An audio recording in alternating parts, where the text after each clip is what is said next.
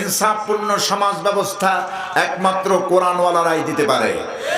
যাদের কোনো খাওয়ার ইচ্ছে নাই, বাইতুল মাল থেকে রাসূলুল্লাহ খাদ্য গ্রহণ করেছেন, মাথায় পিঠে বস্তা বহন করেছেন, মদিনার অলিতে গলিতে গরিব দুঃখী মানুষের মাঝে বহন করেছেন, বন্টন করেছেন।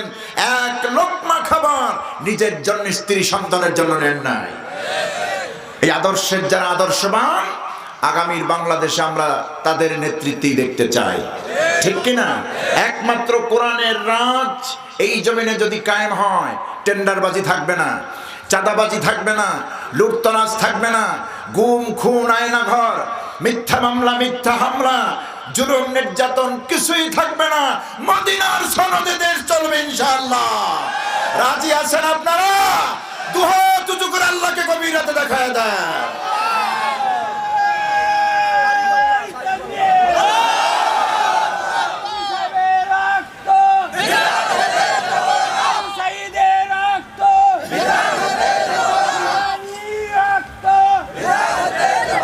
আল্লাহ আমাদেরকে কবুল করুন, আমরা বলি আমিন। আমাদের প্রিয় ভাই ডক্টর মিজানুর রহমান আজারি কি একটু বলেছেন, তাতে একেবারে মহাভারত অশুদ্ধ হয়ে গেছে। মহাভারত তো এমনি অশুদ্ধ, ঠিক না? মহাভারত কি শুদ্ধ নাকি? মহাভারত তো এমনি অশুদ্ধ। যারা পা চাটে তারা এমনি খারাপ। তো উনি বলেছেন একদল খেয়েছে আর একদল খাওয়ার জন্য রেডি হয়ে আছে। খারাপ বলেছে কি? সারা বাংলাদেশে চাঁদাবাজি শুরু হয়েছে না? ইসলামী রাজনীতি, কোরআনের রাজনীতি যারা করে, এগুলি তাদের প্রশ্রয় আসে না, এগুলি তারা প্রশ্রয় দেয় না, নাম কেটে দেয়, শাস্তি দেয়, ঠিক কিনা? সারা বাংলাদেশ ঘুরে দেখাতে পারবেন না। সুতরাং বললেই আপনাদের গা জ্বলে, এত গাত্রদাহ কেন? শুদ্ধ বলে রাজনীতি করেন, মানুষের জন্য রাজনীতি করেন, চাটার উদ্দেশ্যে রাজনীতি করবেন না, জনগণকে দেওয়ার জন্য রাজনীতি করেন, মানুষকে শান্তি নিরাপত্তা দেওয়ার জন্য রাজনীতি করেন, মানুষেরটা কেড়ে নেওয়ার জন্য, দখল করার জন্য রাজনীতি করবেন না। এটা পারে একমাত্র কোরআন। এই বিধান কায়েম করতে পারে কে? কোরআন, আল্লাহর কিতাব। আসুন সেই কোরআন থেকে আমরা একটু সময় কথা শুনি, বলি ইনশাআল্লাহ।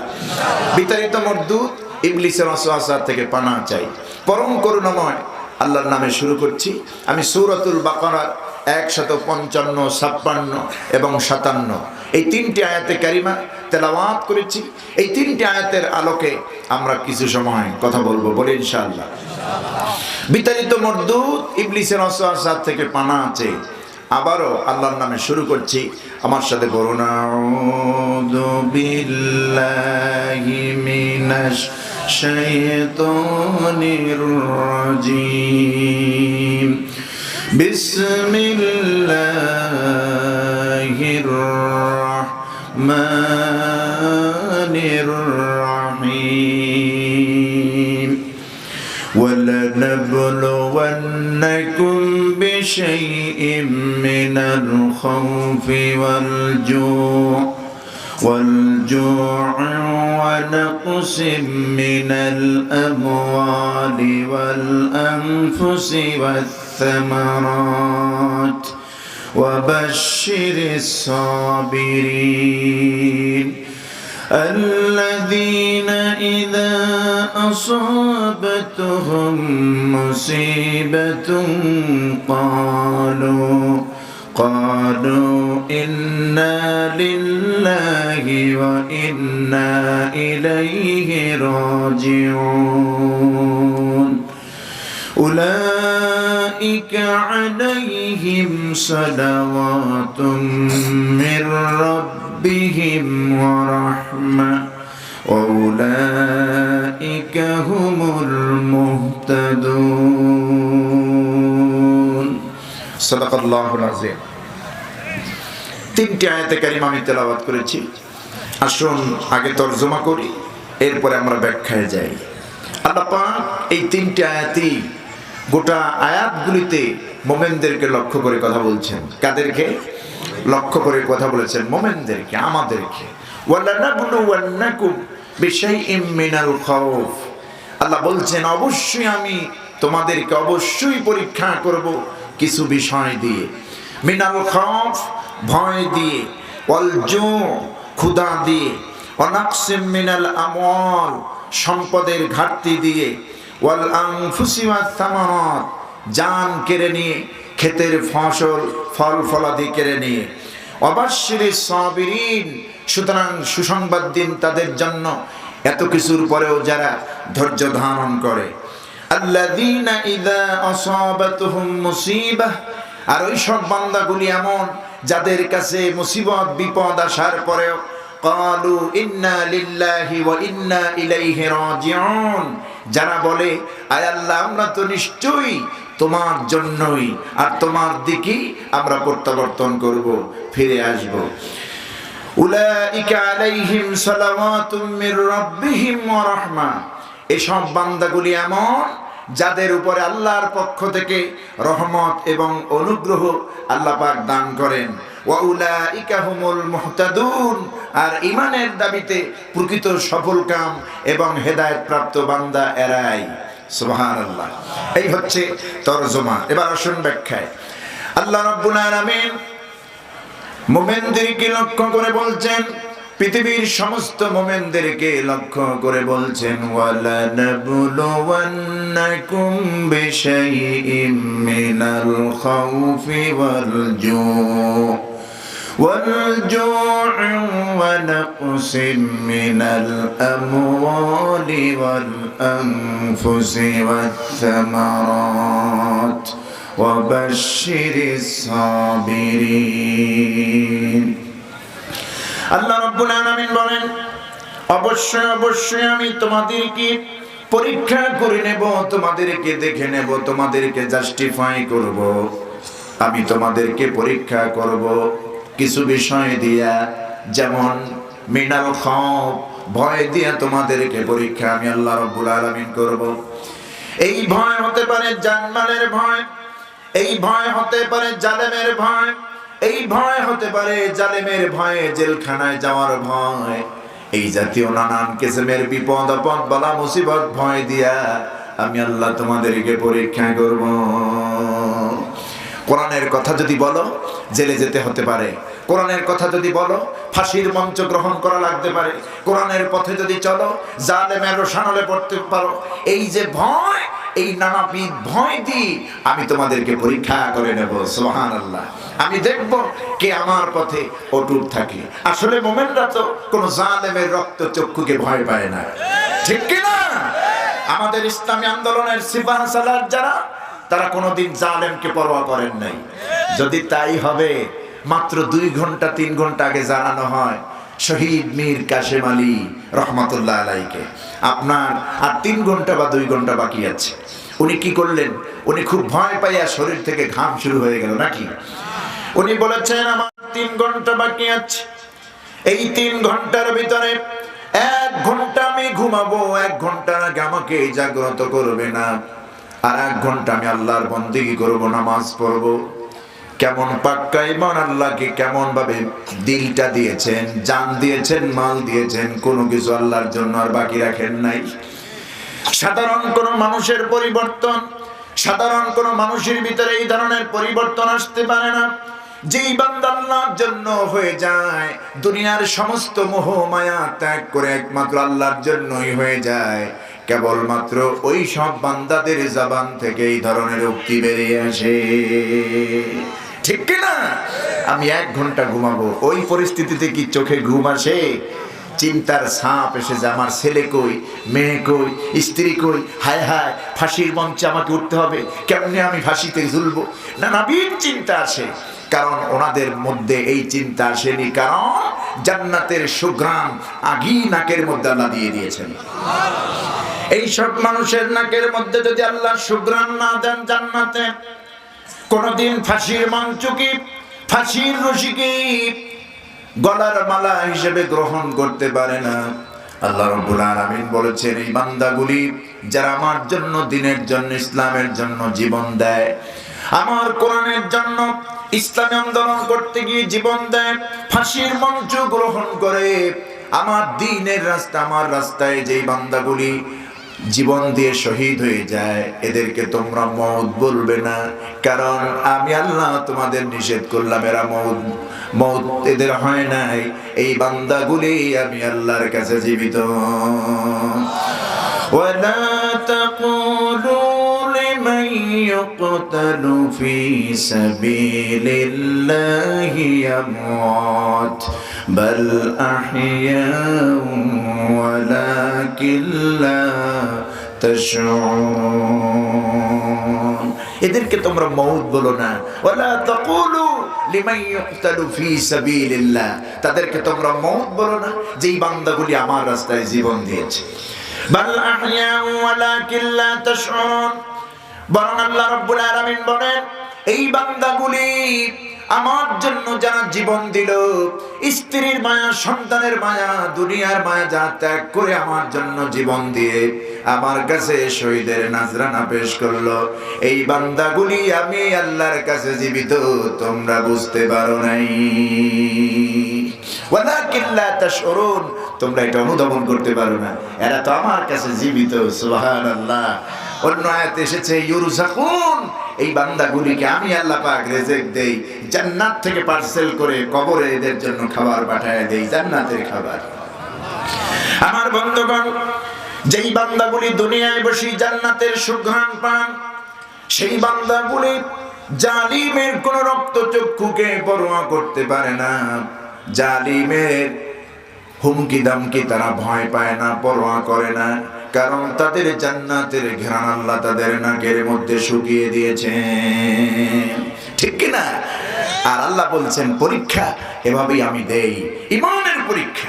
পরীক্ষা ছাড়া সফলতা আসে না, আসে না। এই পৃথিবীতে আপনি রেজাল্ট চাইলে পরীক্ষা দিতে হবে, সফলতা পেতে হলে পরীক্ষা দিতে হবে। পরীক্ষা ছাড়া, ঈমানের পরীক্ষা ছাড়া সফলতা মুমিনের জীবনে আসে না। এই পৃথিবীতে আমরা যদি মনে করি এই আয়াতগুলি শুধু আমাদের জন্যই নাজিল করেছে, না, সেই শুরু থেকে 1400 বছর আগে বিশ্বনবী থেকে শুরু করে সাহাবায়ে কেরাম এবং তার পূর্বে যত নবী আম্বিয়া আলাইহিমুস সালাম ধরার মাঝে ছিলেন, সব নবীরাই ঈমানের পরীক্ষা দিয়েছেন না? আমার বন্ধুগণ, সাইয়েদনা ইব্রাহিম আলাইহিস সালাম মুসলিম মিল্লাতের জাতির পিতা, নিঃসন্দেহে তিনি একমাত্র জন্য জাতির পিতা নির্ধারণ করেছেন কে? দুনিয়ার মানুষ নির্ধারণ করলো, ঘাড়ের উপরে চাপাইয়ে দিল, মেনে নিলাম নাকি? কোশ্চেন কেন আমরা মানিনি? এই জবান দিয়ে কোনোদিন বলি নাই, কোনোদিন বলি নাই। মসজিদে চাকরি করি 8 বছর, ঢাকার মসজিদের খতিব, যেমন তেমন বিষয় না। একটা ঢাকার মসজিদের খতিব প্রেসিডেন্টের পাওয়া, অনেক বড় দায়িত্বশীল মানুষ, সেখানে অনেক ক্ষেত্রে অনেক কিছু বলতে হয়, কিন্তু আল্লাহ শুকর এই 8টি বছরে 10 বছর 9 বছরে পড়েছে, কোনোদিন এই বাজে কথা আমি বলি না ইনশাআল্লাহ। কারণ মুসলমান হিসেবে আমার ঈমানকে আগে রক্ষা করা আমার দায়িত্ব, ঠিক কিনা? জাতির পিতা তো আমি কাউকে বলতে পারি না, কারণ জাতির পিতা নির্ধারণ করেছেন পৃথিবীর কোন প্রেসিডেন্ট নয়, পৃথিবীর কোন নবী রাসূল নয়। জাতির পিতা নির্ধারণ করেছেন আহকামুল হাকিমিন, আমাদের রব যিনি আল্লাহ রাব্বুল আলামিন, তিনি নির্ধারণ করেছেন জাতির পিতা। জাতির পিতা যার দাড়ি নাই, যিনি একটা বড় সুঙ্গ নিয়ে রীতিমতো নেশা করবে, যিনি মহিলা নিয়ে রাত কাটাবেন, যিনি মানুষের হক নষ্ট করবেন, যিনি বাকশাল কায়েম করবেন, মানুষের স্বাধীনতা হরণ করবেন, এই জাতীয় পথ চরিত্রের লোক স্বাধীনতার ঘোষক হোক আর যাই হোক, জাতির পিতা হতে পারে না, ঠিক কিনা? জাতির পিতা পৃথিবীর কোন মানুষ নির্ধারণ করবে না, জাতির পিতা নির্ধারণ করেছেন কে? এটা কি আমার কথা না কোরআনের কথা? আল্লাহ রাব্বুল আলামিন বলেন তোমাদের জন্য তোমাদের জাতির পিতা মিল্লাত আবিকুম ইব্রাহিম হুয়া সাম্মাকুমুল মুসলিমিন। তোমাদের জন্য জাতির পিতা, তোমাদের জন্য জাতির পিতা আমি আল্লাহ পাক নির্ধারণ করলাম তোমাদের ইব্রাহিমকে, যিনি তোমাদের নাম রেখেছেন তোমরা মুসলমান। হুয়া সাম্মাকুমুল মুসলিমিন, আমাদের নাম, আমাদের অ্যাড্রেস, আমরা যে মুসলমান এটাই অ্যাড্রেস করেছেন, পছন্দ করেছেন জাতির পিতা ইব্রাহিম আলাইহিস সালাম। সুবহানাল্লাহ। হযরত ইব্রাহিম আলাইহিস সালাম তিনি মুসলিম মিল্লাতের জাতির পিতা, যিনি আমাদের নাম রেখেছেন। তিনি ছোট্টবেলা থেকেই এই কাফের মুশরিকদের পৌত্তলিকদের অনুসরণকে পছন্দ করতেন না। আমার বন্ধুগণ, তিনি ছোট্টবেলা বাল্যবেলা থেকে আল্লাহকে খুঁজতে লাগলেন, কে আমার রব, কে আমার মালিক। নমরুদ আমার কোনোদিন রব হতে পারে না, আমার পিতা আজর আমার কোনোদিন রব হতে পারে না। হযরত ইব্রাহিম আলাইহিস সালাম চাঁদের মধ্যে রব খুঁজে পেলেন না, আকাশের সূর্যের মধ্যে রব খুঁজে পেলেন না। হযরত ইব্রাহিম আলাইহিস সালাম রব খোঁজার জন্য তিনি তার জবান দিয়া যা বলেছেন, আল্লাহ রাব্বুল আলামিন পৃথিবীর মানুষের জন্য কোরআনে কারিমে তা কোট করে রেখে দিলেন। হযরত ইব্রাহিম আলাইহিস সালামের জবান দিয়ে বেরিয়ে গেল, আমার রব তো তিনি, ইন্নী ওয়াজ্জাহতু ওয়াজহিয়া লিল্লাযী ফাতারাস সামাওয়াতি ওয়াল আরদা হানিফা ওয়া মা আনা মিনাল মুশরিকিন। আমরা এটাকে নামাজের মুসাল্লার দোয়া মনে করি। এই দোয়াটি ইব্রাহিম আলাইহিস সালাম করেছেন, ইন্নী ওয়াজ্জাহতু ওয়াজহিয়া লিল্লাযী ফাতারাস সামাওয়াতি ওয়াল আরদ। নিঃসন্দেহে আমি আমার মুখমণ্ডল, আমি আমার চেহারা ঘুরায় দিলাম ওই সত্তার দিকে, ওয়াজহিয়া লিল্লাযী ফাতারাস সামাওয়াতি ওয়াল আরদ, যিনি আসমান এবং জমিন সৃষ্টি করেছেন, তৈরি করেছেন। ওয়া মা আনা মিনাল মুশরিকিন, আর নিঃসন্দেহে আমি তোমাদের মতো মুশরিকদের অন্তর্ভুক্ত নই। কান সুবহানাল্লাহ। আমার বন্ধুগণ, এই পৃথিবীতে আল্লাহ রাব্বুল আলামিন শুধু আমাদেরকে না, সমস্ত নবীদেরকে পরীক্ষা করেছে, ঈমানের পরীক্ষা। ঈমানের পরীক্ষা থেকে কোনো নবী বাদ যান নাই। আল্লাহ পাক সমস্ত নবীদেরকে ঈমানের পরীক্ষা নিয়েছেন। দাউদ আলাইহিস সালাম থেকে নিয়েছেন, সুলাইমান আলাইহিস সালাম থেকে নিয়েছেন, মূসা আলাইহিস সালাম থেকে নিয়েছেন, ইব্রাহিম থেকে নিয়েছেন, ইউনূস থেকে নিয়েছেন, নূহ আলাইহিস সালাম থেকে নিয়েছেন। এমন কোন নবী বাকি ছিল না যাদের থেকে আল্লাহ পাক ঈমানি পরীক্ষা নেন নাই। প্রত্যেকের কাছ থেকে ঈমানি পরীক্ষা নিয়েছেন, হযরত ইউনূস আলাইহিস সালাম থেকে শুরু করে সব নবী। আমার বন্ধুগণ, আল্লাহ রাব্বুল আলামিন হযরত হুদ আলাইহিস সালামকে তার জাতির কাছে পাঠিয়ে দিয়েছিলেন। কোরআনে কারীমে আল্লাহ পাক তার নামে একটি সূরা নাযিল করেছিলেন, সূরা হুদ। এমন একজন দামি নবী, যখন তার কওমের কাছে আল্লাহ দ্বীনের দাওয়াত নিয়ে পাঠিয়ে দিলেন, হুদ তুমি তোমার কওমকে আমি আল্লাহর দিকে আহ্বান করো। এই মূর্তি পূজা, সূর্য পূজা, অগ্নি পূজা, মাছের পূজা, গাছের পূজা ছেড়ে দিতে বলো। এক আমি আল্লাহর সঙ্গে পরিচয় করায় দাও, দাসত্ব গোলামি আমার বন্দেগী করার জন্য বলো। হযরত হুদ আলাইহিস সালাম আল্লাহর নবুয়ত পেয়ে জাতির কাছে পৌঁছে গেলেন। আল্লাহর পয়গম্বর হুদ বললেন, ইয়া কওমি ইবুদুল্লাহ মা লাকুম মিন ইলাহিন গায়রু। ও আমার জাতিরা, ও আমার কওমের লোকেরা, এক আল্লাহর গোলামি করো, এক আল্লাহর দাসত্ব করো, বন্দেগী করো। মা লাকুম মিন ইলাহিন গায়রু, তিনি ছাড়া তোমাদের কোনো ইলাহ নাই, মাবুদ নাই, উপাস্য নাই, বিধানদাতা নাই, আইনদাতা নাই। কোন সুবহানাল্লাহ। আমাদের মালিক কয়জন? ভিন্ন ভাইদের মতো 33 কোটি খোদা কি আমাদের আছে নাকি? আমাদের রব হচ্ছে একজন, ঠিক না? আমাদের মালিক হচ্ছেন একজন। ছোট্ট একটি সূরার মধ্যে আল্লাহ পাক এই কথাগুলি, এই তাওহীদ, রুবুবিয়্যাত, উলুহিয়াতের কথা সন্নিবেশিত করে দিয়েছেন। আল্লাহ রাব্বুল আলামিন তার রাসূলকে জানায় দিলেন, নবী আপনি পড়ুন, قل هو الله أحد الله الصمد لم يلد ولم يولد ولم يكن له كفوا أحد। হে নবী আপনি বলুন, কুল আপনি বলুন, হুয়াল্লাহু আহাদ, আল্লাহ হচ্ছেন এক, তিনি একক, তার কোনো শরীক নাই, তিনি কারো মুখাপেক্ষী নন। এই পৃথিবীতে কারো মুখাপেক্ষী আল্লাহ পাক নন। তিনি কাউকে জন্ম দেন নাই, কারো থেকেও জন্ম নেন নাই। ওয়ালাম ইয়াকুল লাহু কুফুয়ান আহাদ, আল্লাহর সমকক্ষ আকাশে আর জমিনের মধ্যে কেউ নাই। এই ছোট্ট একটি সূরা, সূরা ইখলাস, কুল হুয়াল্লাহ, এই সূরার কত মূল্য, কত মর্যাদা। রাসূল পাক সাল্লাল্লাহু আলাইহি ওয়াসাল্লাম একদিন বললেন, কুল হুয়াল্লাহু হুয়া সুলুসুল কোরআন। কুল হুয়াল্লাহ সূরাতুল ইখলাস হচ্ছে কোরআনের 3 ভাগের 1 ভাগ। সুবহানাল্লাহ। কুল হুয়াল্লাহ কয় ভাগ? কোরআনের 3 ভাগের 1 ভাগ।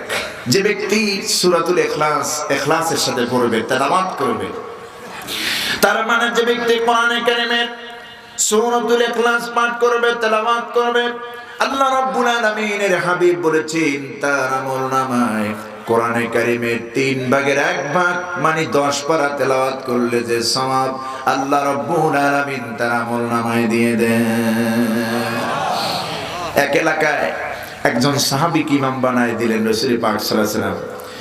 এই সূরা ইখলাসের ফজিলত তিনি জানতেন, তাফসীর তিনি জানতেন।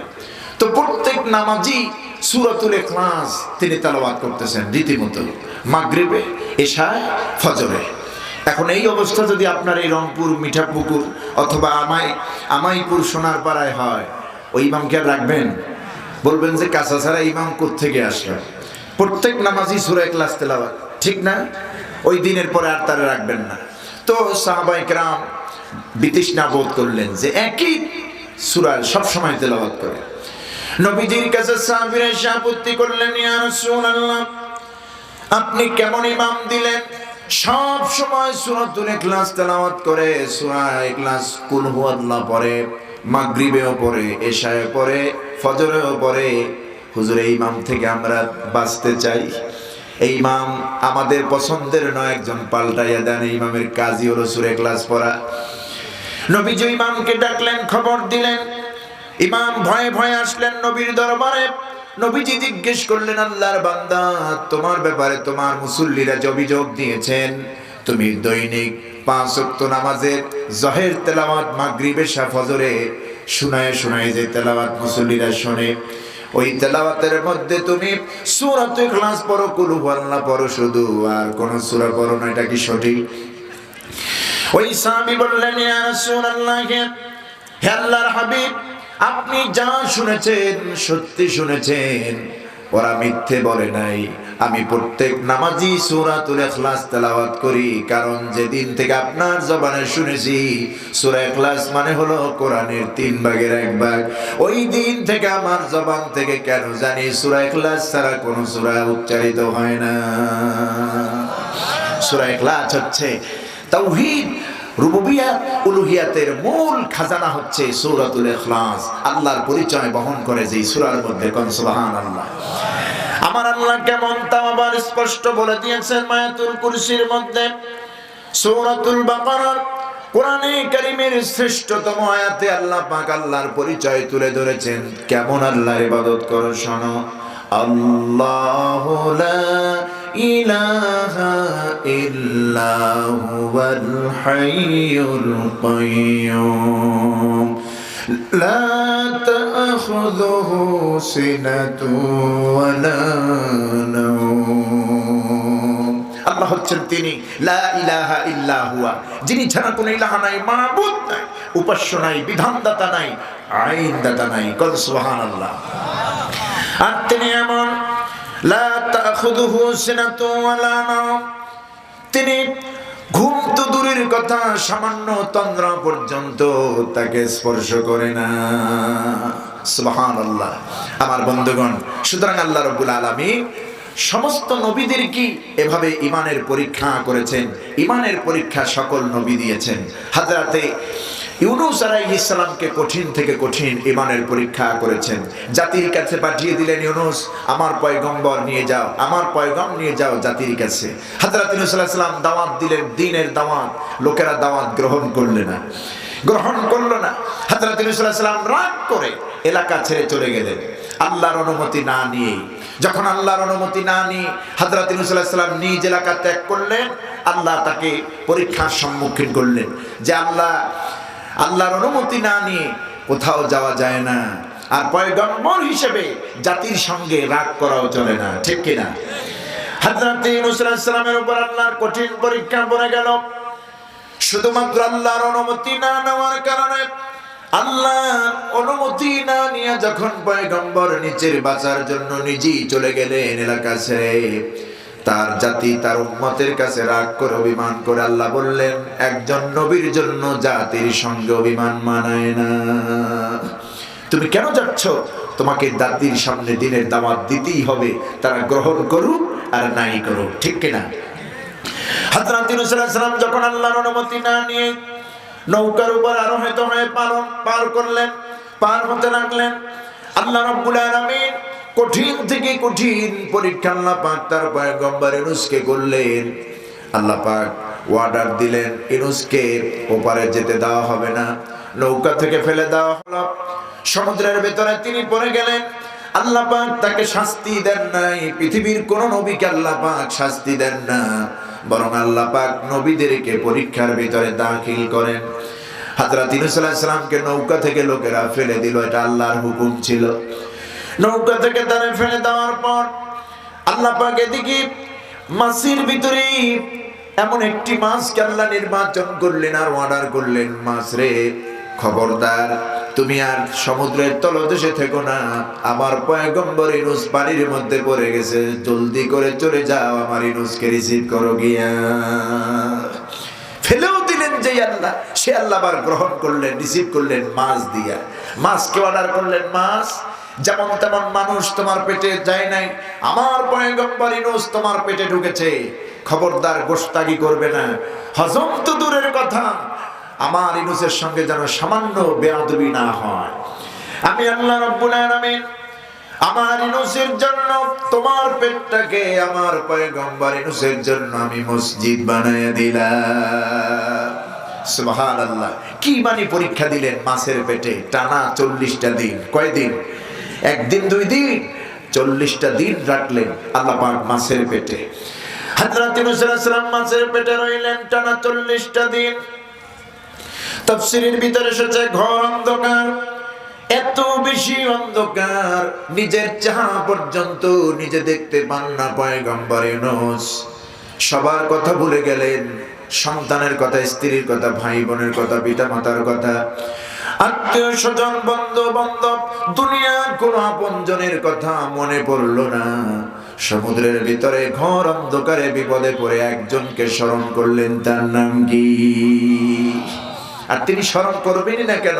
তিনি তো সমুদ্রের তলদেশে মাছের পেটে বসে গুনগুন আওয়াজ শুনতে পান। সুবহানাল্লাহ। গুনগুন আওয়াজ। সমুদ্রের তলদেশে ছোট বড় যে প্রাণীগুলি, এই প্রাণীগুলি আল্লাহর নামের তাসবিহ পড়তেছে। আমরা তো মনে করি আমরাই শুধু আল্লাহরে সেজদা করি, রুকু করি, সেজদা করি, আল্লাহর নামের জিকির করি। আল্লাহ বলছেন না, সকাল সন্ধ্যা যে তোমরাই জিকির করো, আমারে 5 ওয়াক্ত নামাজ, আমাকেই সেজদা দাও না। আমার এই পৃথিবীতে যত মাখলুক আছে, যেগুলি তোমরা চর্মচক্ষু দিয়ে দেখো আর যেগুলি দেখো না, সমস্ত মাখলুকাতগুলি আমি আল্লাহর নামের তাসবিহ পড়ে, আমি আল্লাহকেই সেজদা করে। কোরআনে কারীম আল্লাহ রাব্বুল আলামিন বলেন, ওয়ালিল্লাহি ইয়াসজুদু মান ফিস সামাওয়াতি ওয়াল আরদ তাআন ওয়া কারহা। এই পৃথিবীতে এমন কোন মাখলুকাত নাই, এমন কোন সৃষ্টি নাই যেই সৃষ্টিগুলি আমি আল্লাহ রাব্বুল আলামিনকে প্রতিনিয়ত সিজদা করে না। সব মাখলুকাত আমাকেই সিজদা দেয়। ওই যে গাছগুলি দেখছো, পাতা পড়লো, সন্ধ্যার সময় যে নুয়ে যায়, ওরা আমার সামনে আনুগত্যের মস্তক অবনত করে দেয়। সকালবেলা যে পাখির ঝাঁক তোমার বাসা থেকে বেরিয়ে যায়, খালি পেটে বেরিয়ে যায়, একদম খালি পেটে।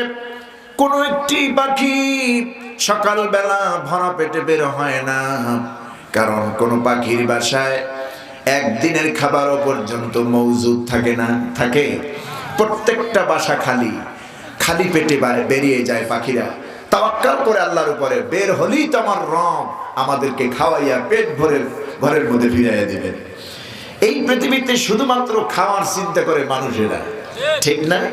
যত তাড়াহুড়া, যত চিন্তা, যত পেরেশানি, যত চাহিদা, হালাল হোক হারাম হোক দেখার দরকার নাই, শুধু সম্পদ আর সম্পদ চাই।